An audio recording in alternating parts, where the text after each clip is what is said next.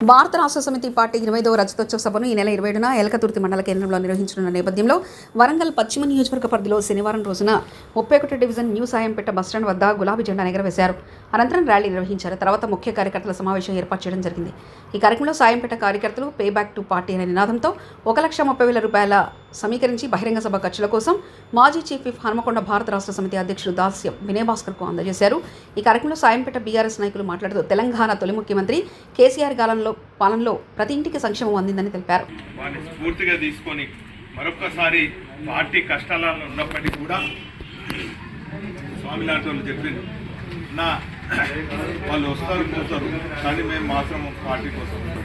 ఆ రోజులలో గులాబీ గండువా గులాబీ కలర్ ఎంత నిర్బంధమో మరి కలర్ను కూడా బ్యాన్ చేసినటువంటి సందర్భం అది. అయినప్పటికీ కూడా మేము తెల్ల కలర్ ఇంకొక కలర్ కలుపుకొని మేము గులాబీ జెండా తయారు చేసుకున్నటువంటి విషయాన్ని కూడా చెప్పడం జరిగింది. అంటే ప్రతి ఒక్కరికి ఒక్కొక్క అనుభవం ఉన్నది.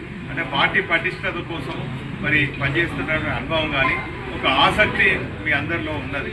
మరి మొదటి నుంచి కూడా చూసినట్టయితే మరి ఇక్కడ మరి ఇంతకుముందు సాధారణ చెప్పినట్టు నాకు జన్మనిచ్చినటువంటి ఒడ్డపల్లి అయితే రాజకీయ పునర్జన్మనిచ్చింది మరి శాంపేట్ ప్రాంతంలో. మరి అందరూ కూడా నాకు తలోక చేసి మరి రాజకీయంగా ఎదుగుదలంగా మరి చేయడం జరిగింది. నేను పదవులు ఉన్నా లేకున్నా ఈ ప్రాంత బిడ్డగా ఎవరు ఏ సమస్య వచ్చినా కూడా నేను ఖచ్చితంగా మరి చేయడం జరిగింది. మరి ప్రత్యేకించి ఒడపల్లి తిరిగితే ఇంటింటి సంబంధాల్లో శాంపేట్లో కూడా ప్రతి ఒక్కళ్ళ ఇంటింటితోని మరి ఉద్యమ సమయంలో అనుకోండి లేకుంటే నేను ఎన్నికలు నిలబడ్డప్పుడు అనుకోండి.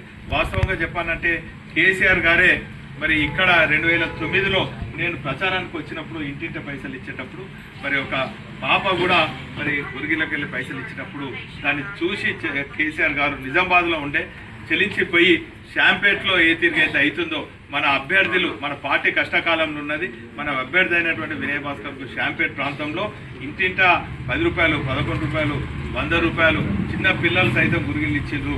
ఆ తీరుగా మనము పార్టీకి అండగా పార్టీ అభ్యర్థులకు అండగా ఉండాలంటే రాష్ట్ర వ్యాప్తంగా మీరిచ్చినటువంటి స్ఫూర్తితోనే కేసీఆర్ గారు ప్రకటించడం జరిగింది. మరి ఈరోజు కూడా పార్టీ సభ జరుగుతుంది. మరి మేము సైతం అని చెప్పి గతంలో మీరే ఇచ్చినటువంటి ఇది మరి తిరిగి మరి ఈ పార్టీ కార్యాలయానికి అనుకోండి పార్టీ కార్యక్రమాలకు అనుకోండి లేక సభకు అనుకోండి వినియోగించుకోవాలని కూడా ఈ సందర్భంగా నాకు మీ అందరూ కూడా విజ్ఞప్తి చేస్తూ మరి ఈ 5-6 రోజులలో మరి ఇంతకుముందు సదన్ చెప్పినట్టు అన్ని బూతుల వారిగా ఇద్దరు